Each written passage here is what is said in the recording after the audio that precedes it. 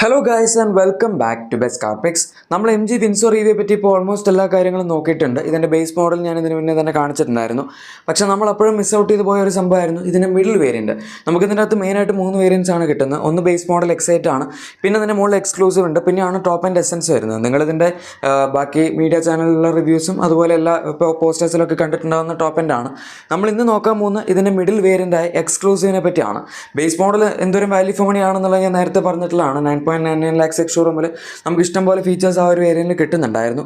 ഇപ്പോൾ ഇനി മിഡിൽ വേരിയൻറ്റിലേക്ക് വരുമ്പോൾ പ്രൈസ് നമുക്ക് ഇതുവരെ അറിയില്ല, പക്ഷേ എന്തൊക്കെയാണ് ഇതിനകത്ത് അഡീഷണൽ ആയിട്ട് കിട്ടുന്നതെന്നുള്ള കാര്യങ്ങൾ നമുക്ക് എന്തായാലും നോക്കാം.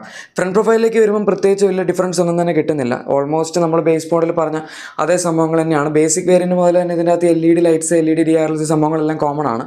അതായത് നമുക്ക് കണക്റ്റഡ് DRLs അവൈലബിൾ ആണ്. സൈഡ് ഇൻഡിക്കേറ്റേഴ്സ് ഒക്കെ LED ആണ്.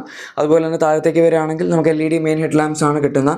പിന്നെ ഈ ഒരു മോഡലിൽ കുറേ ആക്സസറീസ് ഒക്കെ ഇൻക്ലൂഡ് ചെയ്തിട്ടുണ്ട്. ഹെഡ്ലൈറ്റ് കവർ ചെയ്യുന്ന മോറിസ് കരാസ് എന്നൊക്കെ പറഞ്ഞ് എഴുതിയിരിക്കുന്ന സംഭവം ആക്സസറി ആണ്. ഫ്രണ്ട് പാർക്കിംഗ് സെൻസേഴ്സ് ആക്സസറി ആണ്.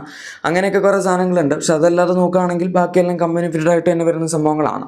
എന്ന് വെച്ചാൽ ചുരുക്കി പറഞ്ഞ ഫ്രണ്ട് പ്രൊഫൈൽ നോക്കുകയാണെങ്കിൽ നമുക്കങ്ങനെ ഇതിൻ്റെ base model, second base, top end അങ്ങനെ വലിയ രീതിയിലൊന്നും ഡിഫറൻഷ്യേറ്റ് ചെയ്യാൻ പറ്റില്ല. പക്ഷേ സൈഡ് പ്രൊഫൈലിലേക്ക് വരുമ്പോൾ നിങ്ങൾക്ക് തീർച്ചയായും ഡിഫറൻഷ്യേറ്റ് ചെയ്യാൻ പറ്റും. കാരണം നമുക്ക് ബേസ് മോഡൽ കിട്ടിയിരുന്ന 17 ഇഞ്ച് വീൽസ് ആയിരുന്നു. അത് സ്റ്റീൽ വീൽസ് വിത്ത് വീൽ ക്യാപ്സ് ആയിരുന്നു. അതിൻ്റെ വീൽ ക്യാപ്പിൻ്റെ ഡിസൈനൊക്കെ അത്യാവശ്യം നല്ലതാണ്. പക്ഷേ എന്നാൽ പോലും നമുക്ക് 18 ഇഞ്ച് അലോയ് വീൽസ് കിട്ടുന്ന പോലെ അല്ലല്ലോ. ഇതിൻ്റെ അകത്ത് ഇപ്പം ഇത് ടോപ്പ് എൻഡിൽ കിട്ടുന്ന സെയിം 18 ഇഞ്ച് അലോയ് വീൽസ് തന്നെയാണ് നമുക്ക് ഇതിന് മിഡിൽ വേരിയൻറ്റിൽ കിട്ടുന്നത്. അതുകൊണ്ട് സൈഡ് പ്രൊഫൈലിൽ നോക്കുമ്പോൾ യാതൊരു ഡിഫറൻസും നിങ്ങൾക്ക് ടോപ്പ് മോഡൽ വെച്ച് കമ്പയർ ചെയ്യുമ്പോൾ ഇതിനകത്ത് ഡിഫറൻഷ്യേറ്റ് ചെയ്യാൻ പറ്റില്ല. അതുപോലെ തന്നെ ഡോർ ഹാൻഡിൽസ് ഇതിനകത്ത് flush fitting smart door handles ആണ് വരുന്നത്. ബേസ് മോഡലിൽ നമ്മൾ ഈ കർവിലൊക്കെ കാണില്ല, അകത്തുനിന്ന് പ്രസ് ചെയ്ത് പുറത്തേക്ക് വലിച്ചെടുക്കുന്ന ടൈപ്പ് ഡോർ ഹാൻഡിൽസ് ആണ്. പക്ഷേ ഇതിൻ്റെ അകത്ത് നമ്മൾ XUV700 X7L കാണുന്ന പോലെ അൺലോക്ക് ചെയ്യുന്ന സമയത്ത് തന്നെ ഡോർ ഹാൻഡിൽസ് ഇങ്ങോട്ട് പോപ്പ് ചെയ്ത് വരും. നമുക്ക് ജസ്റ്റ് വലിച്ച് തുറന്നാൽ മതി. പിന്നെ ഇതിൻ്റെ ORVMസിൽ ഡിഫറൻസ് ഉണ്ട്. ORVMs ഡിഫറൻസ് എന്ന് വെച്ചാൽ മറ്റതിനകത്ത് ബേസ് മോഡൽ നമുക്ക് ഓട്ടോ ഫോൾഡിംഗ് ഇല്ലായിരുന്നു. ഇതിനകത്ത് ഇലക്ട്രിക്കലി അഡ്ജസ്റ്റും ചെയ്യാം, അതുപോലെ തന്നെ ഇലക്ട്രിക്കലി ഫോൾഡ് ചെയ്യാനുള്ള സവിശേഷതയും കൊടുത്തിട്ടുണ്ട്. ബാക്കി സാധനങ്ങളൊക്കെ നിങ്ങൾക്ക് ബാക്കി താഴത്ത് വരുന്ന എല്ലാം ഇതിൻ്റെ ആക്സസറീസ് ആണ്. അതായത് ഡോറിൻ്റെ സൈഡിൽ വരുന്ന ക്ലാഡിങ് മീൻസ് നമ്മുടെ ഒരു ബീഡിംഗ് ഉണ്ടല്ലോ, അതൊക്കെ ആക്സസറി ആണ്. ബാക്കി ക്രോം ടിപ്പ് ഇതിൻ്റെ നമ്മുടെ വിൻഷീൽഡിന് താഴെ വരുന്നെല്ലാം തന്നെ ഒറിജിനലായിട്ട് വരുന്നതാണ്. ചെറിയൊരു ക്രോം എലമെൻ്റ് ഇല്ലേ, അതൊക്കെ. പിന്നെ ഇതിൻ്റെ ബാക്കി റിയർ പ്രൊഫൈലിലേക്ക് വരികയാണെങ്കിൽ അവിടെയും നമുക്ക് ടോപ്പ് ആൻഡ് ആയിട്ട് കമ്പയർ ചെയ്യുമ്പം വലിയ രീതിയിലൊന്നും ഡിഫറൻഷ്യേറ്റ് ചെയ്യാൻ പറ്റില്ല. കാരണം ഇതിനകത്ത് ടെയിൽ ലാംപ്സിൻ്റെ ഡിസൈനൊക്കെ സെയിം ആണ്. അവർ ബേസ് മോഡൽ മുതൽ തന്നെ കണക്റ്റഡ് ടെയിൽ ലാംപ്സ് ഒക്കെയാണ് കൊടുക്കുന്നത്. മൊത്തം LED ടെയിൽ ലാംപ്സ് ആണ് ഇതിൻ്റെ അകത്ത് വരുന്നത്. അതുപോലെ നമുക്ക് കുറച്ച് ക്രോം എലമെൻറ്റ്സ് ഒക്കെ ബാക്കിൽ ഇതിൻ്റെ വിൻഷീൽഡിന് താഴത്തായിട്ട് വരുന്നുള്ളതേ ഉള്ളൂ. ബാക്കിയൊക്കെ സെയിം ആണ്. പിന്നെ ഇതിൻ്റെ താഴത്തേക്കൊക്കെ വരികയാണെങ്കിൽ കുറച്ചൊക്കെ ഡിസൈൻ എലമെൻറ്റ്സ് പോലെ അവർ കൊടുത്തിട്ടുണ്ട്. ബാക്കി സാധനങ്ങളൊക്കെ സെയിം ആണ്. നമുക്ക് ഇതിൻ്റെ അകത്ത് ഡിഫോഗർ അവൈലബിൾ ആണ്. പിന്നെ ഇതിൻ്റെ അകത്ത് വൈപ്പർ മോയ്സ്ചറൊന്നും ടോപ്പ് എൻഡിൽ പോലെ ഇല്ലാത്തതുകൊണ്ട് അത് നമുക്ക് ഡിഫറൻഷ്യേറ്റ് ചെയ്യാൻ പറ്റില്ല. ഇനി റൂഫ് നോക്കുകയാണെങ്കിൽ ഈ വേരിയൻറ്റിൽ നിങ്ങൾക്ക് മിസ് ഔട്ട് ആവാൻ പോകുന്ന ഒരു ഫീച്ചർ ഗ്ലാസ് റൂഫാണ്. ഇതിനകത്ത് നമുക്ക് പാനോറാമിക് ഗ്ലാസ് റൂഫ് കിട്ടുന്നില്ല. അതിന് പകരം അവിടെ ജസ്റ്റ് നമുക്ക് റൂഫ് റെയിൽസ് കിട്ടുന്നുണ്ട്. പിന്നെ ആൻറ്റിന, അങ്ങനത്തെ സംഭവങ്ങൾ മാത്രമേ ഉള്ളൂ. ആൻറ്റിന ആ സ്പോയിലറിൻ്റെ ഏറ്റവും എൻഡിലത്തെ ഒരു പോർഷനിലായിട്ടാണ് വരുന്നത്. എന്തായാലും ഗ്ലാസ് റൂഫ് ആണെങ്കിൽ നിങ്ങൾ ടോപ്പ് എൻഡിലേക്ക് പോകണം. അതുപോലെ ക്യാബിനിലേക്ക് വരികയാണെങ്കിലും നമുക്ക് ഓൾമോസ്റ്റ് ടോപ്പ് എൻഡിൽ കിട്ടുന്ന ഫീച്ചേഴ്സൊക്കെ ഇവിടെ കിട്ടുന്നുണ്ട്, കുറച്ച് ഫീച്ചേഴ്സ് ഒഴികെ. ഇപ്പോൾ ഫോർ എക്സാമ്പിൾ സ്റ്റിയറിംഗിലേക്ക് വരികയാണെങ്കിൽ നമുക്ക് ലെതർ റാപ്ഡ് സ്റ്റിയറിംഗ് വീലാണ് കിട്ടുന്നത്. അതുപോലെ തന്നെ ഡാഷ്ബോർഡ് ആണെങ്കിലും ഒരു ടോപ്പ് പോർഷനിലൊക്കെ ലെതർ ഫിനിഷ് കൊടുത്തിട്ടുണ്ട്. നമുക്ക് ടോപ്പ് എൻഡിൽ വരുന്ന അതേ ലെതർ ഫിനിഷാണ് ഇതിൻ്റെ അകത്ത് കിട്ടുന്നത്. അതുപോലെ തന്നെ ഡോർ പാഡ്സിൽ നമുക്ക് ലെതർ ഫിനിഷ് അവൈലബിൾ ആണ്. എന്ന് വെച്ചാൽ ഇതിൻ്റെ ഒരു പ്രീമിയംനെസ്സിൻ്റെ കാര്യത്തിൽ നമുക്ക് ടോപ്പ് എൻഡിൽ കിട്ടുന്ന അതേ സംഭവങ്ങളാണ് ഈ ഒരു സെക്കൻഡ് ബേസ് മോഡലും കിട്ടുന്നത്. പിന്നെ സ്റ്റിയറിംഗ് വീലിനകത്ത് നമുക്ക് സ്റ്റിയറിംഗ് മോഡ് റോഡ് കൺട്രോൾസ് ഉണ്ട്. അതുപോലെ ക്രൂസ് കൺട്രോൾ സ്വിച്ചൊക്കെ അവൈലബിൾ ആണ്. പിന്നെ 2 സ്പോക്ക് സ്റ്റിയറിംഗ് വീലാണ് വരുന്നത്. അത് ബേസ് മോഡൽ മുതൽ 2 സ്പോക്ക് ആണ്. പിന്നെ ഇതിൻ്റെ ഇൻസ്ട്രുമെൻ്റ് ക്ലസ്റ്റർ നോക്കുകയാണെങ്കിൽ ബേസ് മോഡൽ നമുക്ക് 7 ഇഞ്ചസിൻ്റെ ക്ലസ്റ്റർ ഉണ്ടായിരുന്നുള്ളൂ. പക്ഷേ ഈ ഒരു സെക്കൻഡ് ബേസിലേക്ക് വരുമ്പോഴേക്കും നമുക്ക് ടോപ്പ് എൻഡിൽ കിട്ടുന്ന പോലെ 8.8 ഇഞ്ചസിൻ്റെ ക്ലസ്റ്റർ അവൈലബിൾ ആണ്. പിന്നെ ഇതിൻ്റെ അകത്ത് ഡോർ പാഡ്സിൽ നമുക്കൊരു കോപ്പർ ഒരു ഗോൾഡ് ടൈപ്പിലുള്ള ഫിനിഷ് കൊടുത്തിട്ടുണ്ട്. അതും ബേസ് മോഡൽ മുതലുള്ളൊരു സംഭവം തന്നെയാണ്. ORVMസിൻ്റെ കേസ് ഞാൻ ഓൾറെഡി പറഞ്ഞു. പിന്നെ നമുക്ക് ഇതിനകത്ത് 6 സ്പീക്കർ ഓഡിയോ സിസ്റ്റമാണ് വരുന്നത്. ടോപ്പ് എൻഡിൽ നമുക്ക് 9 സ്പീക്കേഴ്സിൻ്റെ സിസ്റ്റമാണ് ഇൻഫിനിറ്റിയുടെ കിട്ടുന്നത്. പിന്നെ ഇതിൻ്റെ ഇൻഫോർടൈൻമെൻറ്റ് സിസ്റ്റം നമുക്ക് ബേസ് മോഡൽ 10.1 ഇഞ്ച് ഉണ്ടായിരുന്നുള്ളൂ. പക്ഷേ സെക്കൻഡ് ബേസ് മോഡൽ 15.6 ഇഞ്ചസിൻ്റെ വലിയൊരു ഇൻഫോർടൈൻമെൻറ്റ് സിസ്റ്റമാണ് കിട്ടുന്നത്. നമ്മുടെ ഡാഷ്ബോർഡ് മൊത്തം ഇങ്ങനെ നിറഞ്ഞിരുന്നോളും. അതിൻ്റെ അകത്ത് തന്നെ നമുക്ക് wireless Android auto, apple CarPlay എല്ലാം സപ്പോർട്ട് ചെയ്യുന്നുണ്ട്. പിന്നെ താഴത്തേക്ക് വരുമ്പോൾ AC കൺട്രോൾസ് അവൈലബിൾ ആണ്. സിംഗിൾ സോൺ AC ആണ് ഇതിൻ്റെ അകത്ത് വരുന്നത്. അതിന് പിന്നെ ഇൻഫോർടൈൻമെൻറ്റ് സിസ്റ്റത്തിൽ നമുക്ക് കൺട്രോൾ ചെയ്യാൻ പറ്റുമെങ്കിലും അവർ മാനുവൽ ആയിട്ടുള്ളൊരു കൺട്രോൾ പാനൽ അവിടെ കൊടുത്തിട്ടുണ്ട്. ഓട്ടോ AC തന്നെയാണ് കിട്ടുന്നത്. പിന്നെ ഇതിൻ്റെ അകത്ത് MGയുടെ iSmart കണക്റ്റഡ് കാർ ടെക്കിൻ്റെ ഫീച്ചേഴ്സ് വരുന്നുണ്ട്. ബേസ് മോഡലിൽ അത് മിസ്സിംഗ് ആണ്. 80+ കണക്റ്റഡ് ഫീച്ചേഴ്സ് ആണ് ഇതിൻ്റെ അകത്ത് അവർ വാഗ്ദാനം ചെയ്യുന്നത്. ബേസ് മോഡലിൽ അതില്ലാത്തതുകൊണ്ട് നമുക്ക് ചാർജിങ്, മോണിറ്ററിങ് അങ്ങനത്തെ കുറച്ച് സംഭവങ്ങളിലൊക്കെ കുറച്ച് ഇഷ്യൂസ് വരും. ഇതിൻ്റെ അകത്ത് പക്ഷേ അങ്ങനത്തെ പ്രശ്നങ്ങളൊന്നുമില്ല. പിന്നെ ക്യാബിൻ ലാമ്പ് അവൈലബിൾ ആണ്. ഓട്ടോ ഡിമിങ് ARVMs വരുന്നുണ്ട്. പിന്നെ നമുക്ക് ബാക്കിലും ഇതിൻ്റെ അകത്ത് റീഡിംഗ് ലാംപ്സ് അവൈലബിൾ ആണ്. ഫ്രണ്ടിൽ മാത്രമല്ല. ബേസ് മോഡലിൽ നമുക്ക് ഫ്രണ്ടിൽ മാത്രമേ റീഡിംഗ് ലാംപ്സിൻ്റെ ഓപ്ഷൻ ഉണ്ടായിരുന്നുള്ളൂ. ഇനി കുറച്ചും കൂടെ താഴേക്ക് ഇതിൻ്റെ സെൻറ്റർ കൺസോൾ ഏരിയയിലേക്ക് വരികയാണെങ്കിൽ നമുക്ക് ടോപ്പ് എൻഡിൽ കിട്ടുന്ന പോലെ വളരെ പ്രീമിയം ആയിട്ടുള്ളൊരു സംഭവമാണ് വരുന്നത്.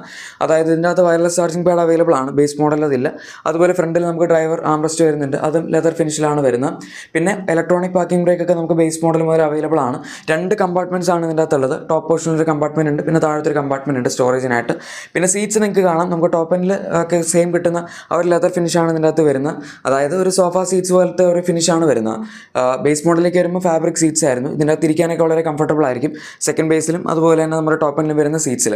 പിന്നെ ബാക്കിൽ നമുക്ക് 3 അഡ്ജസ്റ്റബിൾ ഹെഡ് റെസ്റ്റുകളാണ് ഇതിൻ്റെ അകത്ത് കിട്ടുന്നത്. ബാക്കിൽ ആംറസ്റ്റും വരുന്നുണ്ട്. ബേസ് മോഡൽ ഈ സംഭവങ്ങളൊക്കെ മിസ്സിംഗ് ആയിരുന്നു. നമുക്ക് 2 ആംറസ്റ്റ് ഉണ്ടായിരുന്നുള്ളൂ, 2 ഹെഡ് റെസ്റ്റ് ഉണ്ടായിരുന്നുള്ളൂ. അതുപോലെ ആംറസ്റ്റ് അവൈലബിൾ അല്ലായിരുന്നു. പിന്നെ ബാക്കിലേക്ക് വരുമ്പോഴേക്കും നമുക്ക് ഇതിൻ്റെ അകത്ത് റിയർ AC വെൻസ് ഒക്കെ അവൈലബിൾ ആണ്. അത് ബേസ് മോഡൽ മുതൽ ഉണ്ടായിരുന്നുകൊണ്ട് കുറ്റം പറയാൻ പറ്റില്ല. സേഫ്റ്റി ഫീച്ചേഴ്സ് എടുക്കുകയാണെങ്കിൽ നമുക്ക് ഇതിൻ്റെ അകത്ത് 6 എയർ ബാഗ്സ്, അതുപോലെ തന്നെ ESP, traction control, hill start assist എന്ന് പറയേണ്ട എല്ലാ സേഫ്റ്റി ഫീച്ചേഴ്സും ഉണ്ട്. ഓൾ ഫോർ ഡിസ്ക് ബ്രേക്സ് ഒക്കെ ഇതിനകത്ത് അവൈലബിൾ ആണ്. അങ്ങനെ സേഫ്റ്റി ഫീച്ചേഴ്സിൻ്റെ കാര്യത്തിൽ നമുക്ക് യാതൊരു രീതിയിലും കുറ്റം പറയാൻ പറ്റില്ല.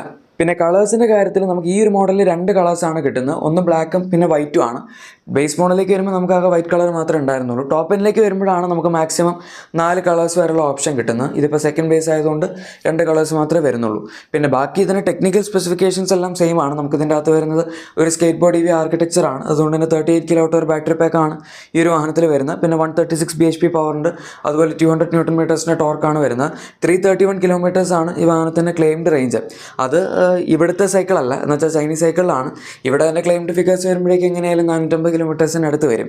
അതുകൊണ്ട് നമുക്ക് റിയൽ ലൈഫിൽ എങ്ങനെയായാലും ഒരു 280 to 300 ഓർ മേ ബി ഒരു 330 വരെയുള്ള റേഞ്ചൊക്കെ നിങ്ങൾ മാന്യമായിട്ട് ഓടിക്കുകയാണെങ്കിൽ ഇതിനകത്ത് എക്സ്പെക്ട് ചെയ്യാം.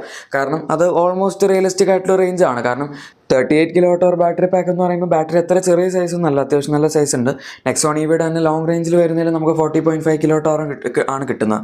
അത് വെച്ച് കമ്പയർ ചെയ്യുന്നതിന് 2.5 kWhന്റെ ഡിഫറൻസ് വരുന്നുള്ളൂ ബാറ്ററിയുടെ സൈസിൽ. അതും സിഗ്നിഫിക്കൻ്റ്ലി ചീപ്പറായിട്ടാണ് നമുക്ക് മറ്റതിനെ വെച്ച് കമ്പയർ ചെയ്യുമ്പോൾ ഇത് കിട്ടുന്നത്. പിന്നെ ഇതിൻ്റെ അകത്ത് ബാറ്ററി ഇല്ല എന്നുള്ള കാര്യം നിങ്ങൾക്ക് അറിയായിരിക്കും. ബാറ്ററി ഉണ്ട്, പക്ഷേ ബാറ്ററി നമുക്ക് സബ്സ്ക്രിപ്ഷൻ ബേസിസിൽ ഉപയോഗിക്കാൻ പറ്റുള്ളൂ. 3.5 rupees ആണ് പെർ കിലോമീറ്റർ അതിന് MG വാങ്ങുന്നത്. പിന്നെ അതിൻ്റെ കൂടെ GST ഇൻക്ലൂഡ് ചെയ്തിട്ടില്ല. GST കൂടി ഇൻക്ലൂഡ് ചെയ്യുമ്പോഴേക്കും 4.2 rupees പെർ കിലോമീറ്റർ ആവും എന്നൊക്കെ പറഞ്ഞ് കേൾക്കുന്നുണ്ട്. അങ്ങനെയാണെങ്കിൽ കുറച്ച് മോശമായി പോയി. GST കൂടി ഇൻക്ലൂഡ് ചെയ്തിട്ടുള്ള റേറ്റ് അവർ പുറത്തോട്ടാൽ മതിയായിരുന്നു. പക്ഷേ ഇത് അങ്ങനെയല്ല അവസ്ഥ.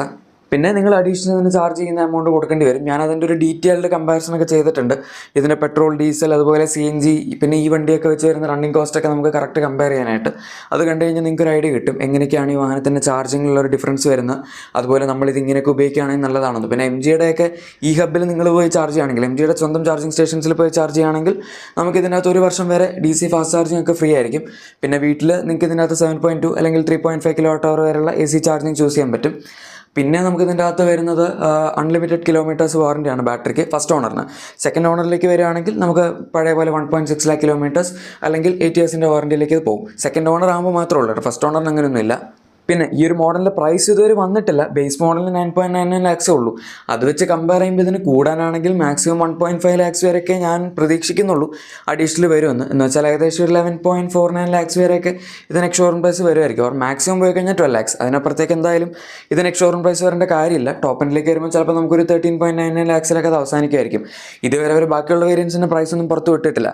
ഗൈസ്, അപ്പോൾ ഇതാണ് MG വിൻസോർ EVയുടെ സെക്കൻഡ് ബേസ് മോഡലിൻ്റെ വീഡിയോ ഇഷ്ടപ്പെട്ടെങ്കിൽ തീർച്ചയായും ലൈക്കും സബ്സ്ക്രൈബും ഷെയറും ഒക്കെ ചെയ്തേക്കാം. നമുക്ക് മറ്റൊരു വീഡിയോയിൽ കാണാം. Thank you for watching my video and good bye.